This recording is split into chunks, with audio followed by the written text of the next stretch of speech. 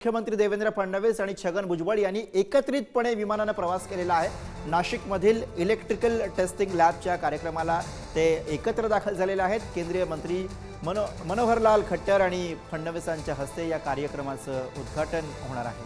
महत्त्वाची अपडेट येते आहे, छगन भुजबळ आणि देवेंद्र फडणवीस यांचा एकत्रितपणे विमान प्रवास।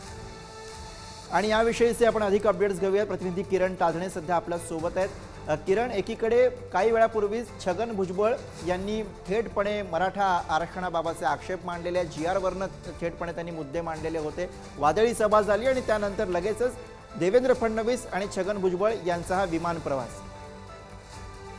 गुरु, अगदी खरं आपल्याला माहिती की 2 दिवसांपूर्वी मंत्री छगन भुजबळ यांनी मुख्यमंत्री देवेंद्र फडणवीस यांना 8 पानांचं पत्र लिहिलेलं होतं। यामध्ये मराठा उपसमितीच्या माध्यमातून जो GR काढण्यात आला त्यावर आक्षेप नोंदवला गेलेला होता आणि त्या सगळ्या अनुषंगाने आजच्या दिवशी ओबीसी उपसमितीची बैठक पार पडली। या बैठकीमध्ये छगन भुजबळांनी तीव्र नाराजी देखील व्यक्त केलेली होती आणि अशा सगळ्या परिस्थितीमध्ये मुख्यमंत्री देवेंद्र फडणवीस यांच्या उपस्थितीमध्ये जो नाशिकला कार्यक्रम होतो त्यासाठी दोघंही नेते हे एकत्र विमानाने नाशिकला पोहोचले। नाशिकच्या ओझर विमानतळावरनं ते आता कार्यक्रमस्थळी देखील येत आहे। जवळपास अर्धा ते पाऊण तासाचा असलेला हा प्रवास, या प्रवासाच्या दरम्यान या सगळ्या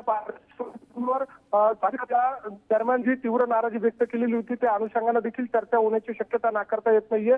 ओबीसींच्या पार्श्वभूमीवर छगन भुजबळांनी घेतलेला पवित्रा बघता मुख्यमंत्री देवेंद्र फडणवीस या सगळ्या पार्श्वभूमीवर नाराजी कशी नेमकी दूर करतात हे देखील बघणं महत्त्वाचं असणार आहे। मात्र दुसऱ्या बाजूला एकत्रित व्यासपीठावर मंत्री छगन भुजबळ आणि मुख्यमंत्री देवेंद्र फडणवीस असणार आहे, त्यामुळे या व्यासपीठावर दोन्ही नेते नेमकं काय बोलतात हे बघणं महत्त्वाचं असणार आहे। अगदी अगदी अगदी धन्यवाद किरण, आपण दिलेल्या सगळ्या सविस्तर माहितीसाठी।